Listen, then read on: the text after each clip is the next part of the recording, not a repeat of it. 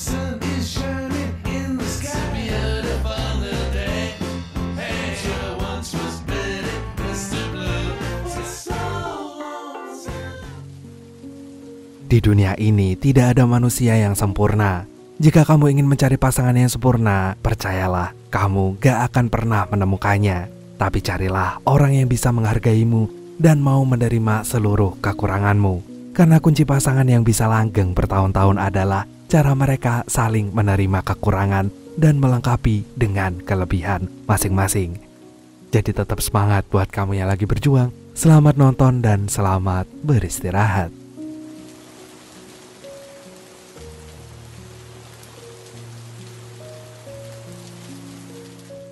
Pada masa itu di sebuah kota yang klasik di dataran Inggris terjadilah suatu fenomena unik yang tidak pernah ada di dunia nyata.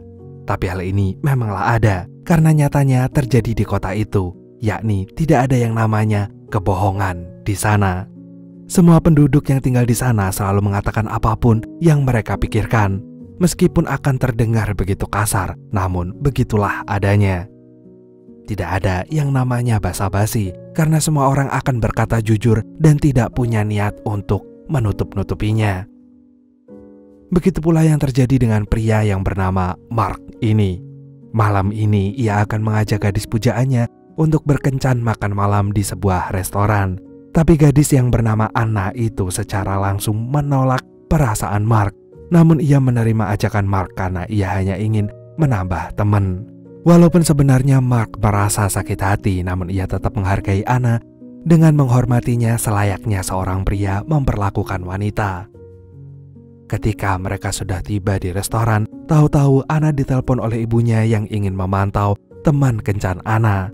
Namun di sini Anna menjelaskan bahwa ia dan Mark tidak akan memiliki hubungan romantis karena saat ini pekerjaan dan kondisi finansial Mark masih lebih rendah daripada Anna. Ya, Mark ini masih miskin. Dan gak hanya itu, secara fisik, Mark juga bukanlah tipe Anna yang selalu menginginkan pria tampan supaya memiliki keturunan yang lucu-lucu. Setelah mendengar penjelasan Anna ini, lagi-lagi Mark merasa sakit hati. Namun ia tidak mengungkapkannya dan hanya menghargai Anna karena apa yang ia katakan itu memang benar adanya. Begitu pulang dari makan malam ini, Anna mengaku cukup senang bisa berkencan dengan Mark. Namun ia tak ingin memberi harapan pada Mark bahwa sebenarnya dia bukan tipe pria yang ia cari sebagai suami. Dan oleh karena itu Mark pun pulang dengan rasa sedih yang tidak bisa diungkapkan dengan kata-kata karena Anna adalah gadis yang sudah ia incar selama bertahun-tahun. Dan keesokan harinya Mark semakin malas pergi ke kantor. Selain karena perasaannya telah ditolak oleh Anna, pagi ini Mark tahu kalau ia akan dipecat. Mark ini bekerja sebagai penulis naskah di sebuah produksi lektur film. Tapi belakangan naskahnya yang berjudul Wabah Hitam ditolak oleh produser karena dinilai tidak realistis dan tidak akan laku di pasaran. Namun sebenarnya Mark masih berusaha mengulur waktu supaya ia tidak dipecat oleh bosnya itu.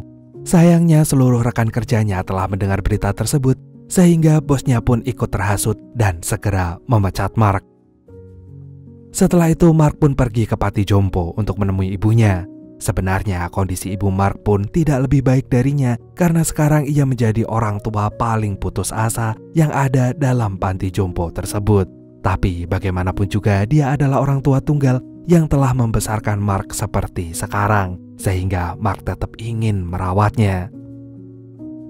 Dan setelah dipecat, Mark merasa sangat sedih di apartemennya karena ia kini menganggur. Hingga pemilik apartemen tersebut menagih uang sewa yang membuat Mark semakin nelangsa. Ia pun kemudian menjelaskan kalau ia baru saja dipecat sehingga tidak punya uang untuk membayar sebesar $800. Karena saat ini uang tabungannya tinggal $300 aja. Namun pemilik apartemen gak peduli. Karena jika Mark gak bisa bayar, maka ia akan memberi waktu 1 hari supaya Mark bisa keluar dari apartemen itu. Akhirnya Mark pun pergi ke bank untuk mengambil uang tabungannya. Sayangnya saat itu sistem sedang mati sehingga Mark harus menunggu. Tapi untungnya petugas teller bank itu berusaha melayani dengan cara manual.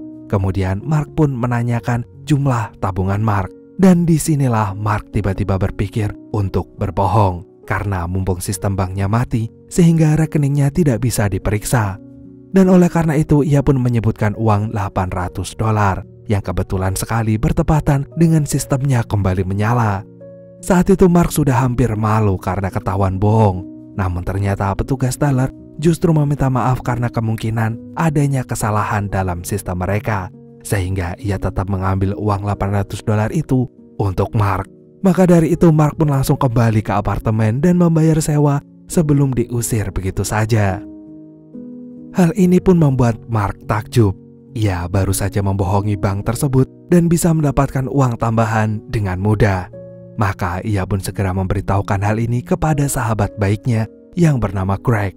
Tapi ternyata Greg ini tidak juga mengerti karena memang tidak ada kebohongan yang ada di kota itu. Apapun yang dikatakan setiap orang yang ada di sana adalah kejujuran, sehingga semua orang akan mempercayai setiap kalimat yang dikatakan oleh lawan bicaranya. Tapi akhirnya Mark pun memberi contoh dengan mengajak Greg ke tempat judi. Di sana Mark telah diingatkan oleh resepsionis bahwa uang yang sudah masuk tidak dapat dikembalikan lagi. Dan kebanyakan orang yang bermain di sana akan menderita kerugian besar. Namun Mark yang sudah punya strategi sendiri menyetujui perjanjian tersebut.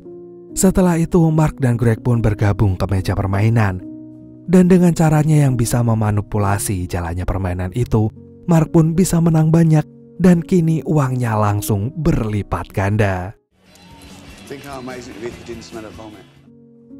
Maka setelah itu Mark pun berpikir kalau ia akan merevisi naskah yang dulu pernah ditolak oleh kantornya. Dan oleh karena itu ia pun menulis sepanjang malam sampai akhirnya ia menyelesaikan naskah itu. Bahkan tak lupa ia mencelupkan naskah ke kopi supaya terlihat seperti naskah kuno. Ternyata ini adalah cara Mark untuk membohongi bosnya bahwa ia baru saja menemukan naskah bersejarah ini. Setelah itu ia pun menceritakan naskah itu yang berisi tentang peristiwa lama yang tidak pernah tercatat dalam sejarah. Begitu mendengar cerita ini, bos Mark yang bernama Anthony itu pun mulai tertarik dan mengajak seluruh anak buahnya untuk mendengar cerita Mark. Dan di akhir cerita itu, Mark berusaha meyakinkan Anthony bahwa naskah yang sedang ia pegang pasti akan menjadi film yang akan luar biasa. Bahkan bisa menjadi ikon kesuksesan rumah produksi tersebut. Maka dari itu Anthony pun percaya, kemudian membeli naskah itu dengan harga tinggi.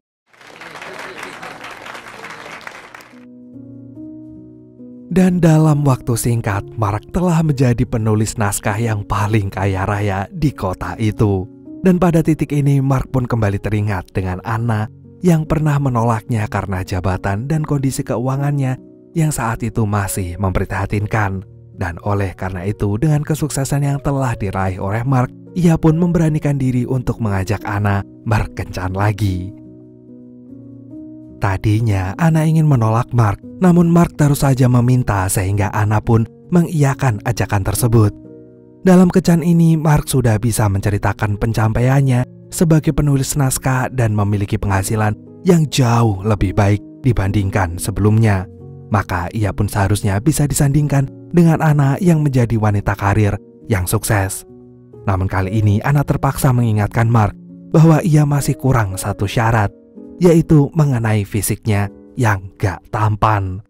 Karena menurut Anna gen fisik orang tua akan menurun ke anak, dan ia tidak ingin punya anak dengan fisik yang mirip seperti Mark.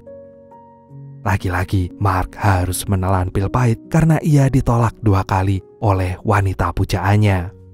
Dan setelah itu Mark pun tiba-tiba ditelepon dari panti jompo yang mengabarkan bahwa kondisi ibunya sudah menurun drastis. Maka dengan secepat kilat Mark pun pergi ke panti jompo untuk menemui ibunya yang udah kritis. Menurut keterangan dokter, penyakit jantung yang diderita ibu Mark kembali kambuh dan dengan jujur ia mengaku tidak bisa melakukan apapun selain menunggu malaikat maut menjemput. Hal ini pun membuat Mark semakin merasa sedih, apalagi saat ini kondisi ibunya yang semakin melemah. Tapi lama-lama ibu Mark merasa takut karena ia tidak ingin menemui kegelapan yang abadi. Ia takut kalau ia sendirian harus menghadapi itu semua.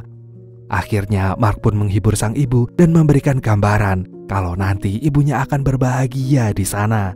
Ia yakin ibunya akan bertemu dengan teman-temannya dan melakukan hobi lamanya sebagai penari. Maka ibunya tidak perlu khawatir karena abadi. Berarti ibunya akan selalu berbahagia. Bahkan bisa bertemu dengan suaminya yang telah mendahuluinya. Setelah mendengar kalimat penenang dari Mark ini, kekhawatiran sang ibu akhirnya sirna. Ia bahkan pergi dengan senyum yang menghiasi wajahnya. Tapi tentu saja sebagai anak, Mark merasa sangat sedih. Ia kini menjadi yatim piatu dan akan melanjutkan hidupnya sendirian.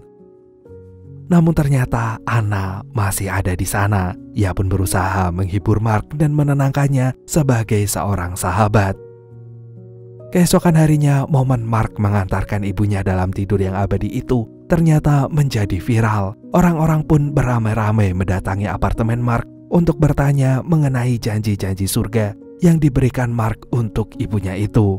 Orang-orang itu ternyata penasaran bagaimana Mark bisa mengetahui kehidupan setelah kematian karena mereka juga ingin mati dalam keadaan damai. Mark pun kebingungan karena ia tidak tahu jika hal seperti ini bisa membuat heboh orang-orang seluruh daratan Inggris, bahkan seluruh dunia. Sementara itu, Anna yang mengetahui kalau apartemen Mark didatangi oleh orang-orang bahkan menjadi pemberitaan nasional, maka ia pun datang ke rumah Mark untuk menanyakan ini semua. Lalu Mark pun dengan senang hati menceritakan kepada Anna kalau ia hanya memberikan gambaran jika ibunya akan bahagia dalam keabadian.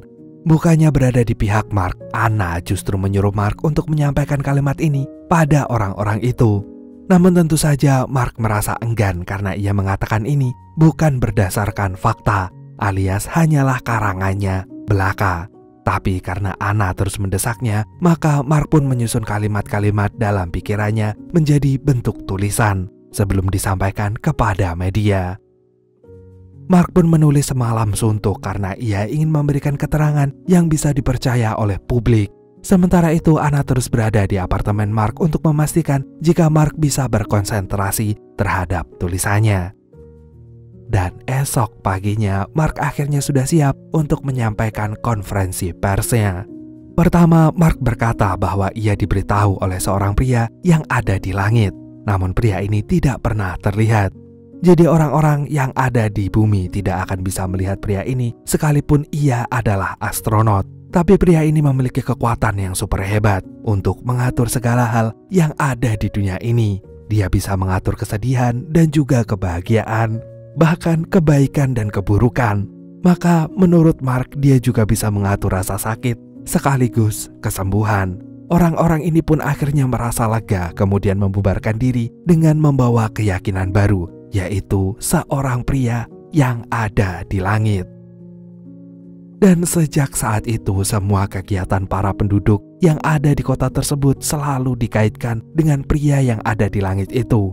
Dan mereka juga percaya jika Mark adalah satu-satunya orang yang bisa berhubungan dengan pria di langit tersebut. Maka dari itu, sejak pidatonya mengenai pria yang ada di langit menjadi viral, Mark semakin terkenal.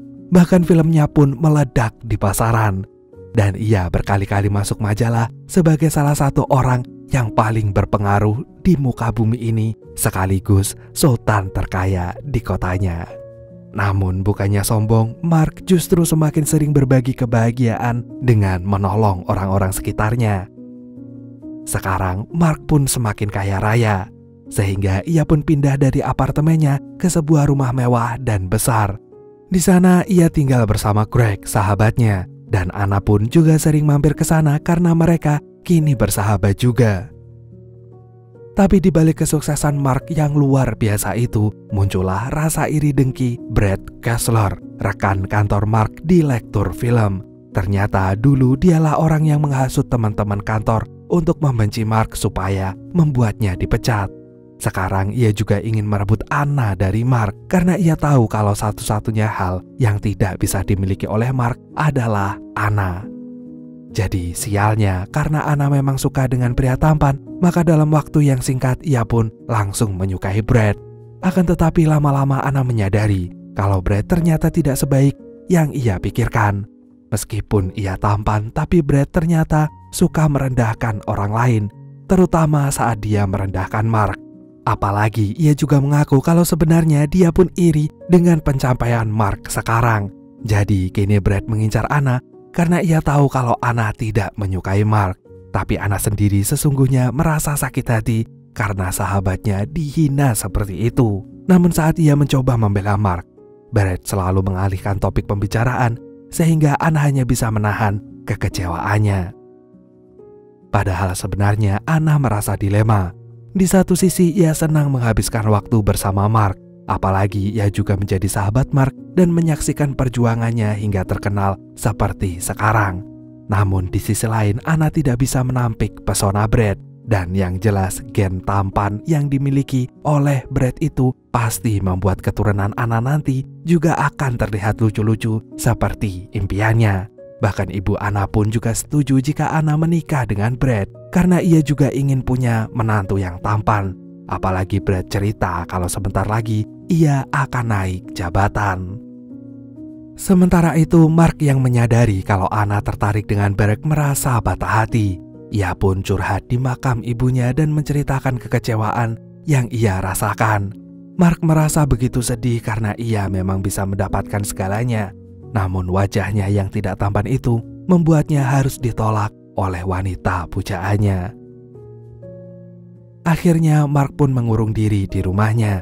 Dia menghabiskan waktu di kamar tanpa menyaksikan musim yang telah berganti-ganti. Ia pun berubah menjadi kotor dan gak terurus karena setiap hari ia hanya tidur dan minum alkohol. Lalu pada suatu hari Anna datang untuk mengantarkan undangan pernikahannya dengan Brad. Mark pun semakin kecewa, bahkan ia berniat untuk tidak ingin datang dalam acara itu. Namun Anna pun memohon padanya karena kehadiran Mark akan membuatnya semakin berbahagia. Sementara itu Anna sendiri juga masih merasa bimbang sebenarnya karena ia mempertimbangkan rasa nyaman yang ia rasakan saat bersama Mark tidak pernah ia dapatkan ketika ia bersama Brad. Selama ini Brad memang hanya fokus dengan fisik, sehingga ia melarang Anna makan sembarangan dan menyuruhnya selalu berdiet supaya punya badan yang bagus. Namun lamunan Anna ini terhenti saat ia melihat anak laki-laki gendut yang dibuli oleh teman-temannya. Maka dengan cepat Anna pun menolong anak itu, yang kemudian membuatnya teringat pada Mark. Di sini Anna pun menyadari kalau Mark telah mempengaruhi hidupnya menjadi lebih baik. Dan keesokan harinya adalah hari pernikahan Anna. Awalnya Mark tidak ingin datang, namun Greg mengajaknya untuk hadir karena Anna adalah sahabat mereka. Akhirnya Mark pun menurunkan egonya dan memutuskan datang ke acara tersebut. Acara pernikahan Anna dihadiri oleh teman-teman dan kerabatnya. Namun Anna baru merasa lega ketika melihat Mark ada di deretan para undangan. Dan lalu seperti pernikahan lain pada umumnya, sang penghulu akan bertanya mengenai kesiapan kedua mempelai tentang pernikahan mereka. Sampai ia mengajukan pertanyaan pada para hadirin, apakah ada yang keberatan mengenai pernikahan ini? Dan tanpa diduga, Mark pun memberanikan diri untuk menjawab pertanyaan penghulu tersebut. Dan ya, Mark mengakui bahwa ia merasa keberatan dengan pernikahan Anna dengan Brad karena ia sangat mencintai Anna. Mark pun kemudian berusaha menyadarkan Anna tentang arti cinta yang seharusnya tidak memandang fisik. Ia pun mengingatkan Anna tentang masa-masa perkenalan mereka hingga kini hubungan mereka yang semakin dekat. Namun apapun alasannya, Mark akan tetap menyerahkan sepenuhnya keputusan ini kepada Anna. Dan kemudian sang penghulu pun memberi usul pada Mark untuk menanyakan hal ini pada pria yang ada di langit. Namun Mark yang memang sudah berbohong sejak awal mengenai pria ini akhirnya memilih pergi karena ia berpikir kalau Anna pasti akan memilih Brad. Namun ternyata Mark salah karena Anna mengejarnya. Ia masih penasaran dengan jawaban pria yang ada di langit. Hingga akhirnya Mark pun berkata jujur bahwa cerita ini bermula saat ia ingin menenangkan ibunya yang sekarat. Mark yang sangat menyayangi ibunya jadi tidak tega melihat ibunya yang ketakutan. Makanya ia pun memberikan gambaran tentang indahnya dunia setelah kematian supaya ibunya gak takut lagi. Selebihnya Mark tidak pernah tahu bagaimana kehidupan di surga, dan dia juga hanya mengarang tentang pria yang ada di langit. Dan setelah mengetahui kalau Mark telah membohongi semua orang, Anna pun bertanya, kenapa Mark juga tidak sekalian membohonginya dengan berkata kalau pria yang ada di langit itu menginginkan Anna harus bersama Mark. Tapi ternyata Mark tidak ingin memaksakan perasaannya ke seseorang yang tidak ingin bersamanya. Dan begitu Anna menyadari kalau Mark memang tulus mencintainya, maka Anna pun langsung memilih Mark. Dia tidak ingin mempermasalahkan tentang genetik orang tua, karena ia yakin juga akan menyayangi anak-anak mereka dengan sepenuh hati. Dan filmnya pun berakhir dengan happy ending. Maybe it's something in the water, or maybe we just hit the end of the road. Right now it doesn't even matter. It's too late not to let it go. And that's why I wish you the best and say goodbye. You start to get dressed and then we cry, 'cause we both know it's gonna hurt, but not as much as this does. We had a good run, don't say we didn't. I was your first love, and you were my first one. Cheers to all the memories, the venom and the remedies, yeah.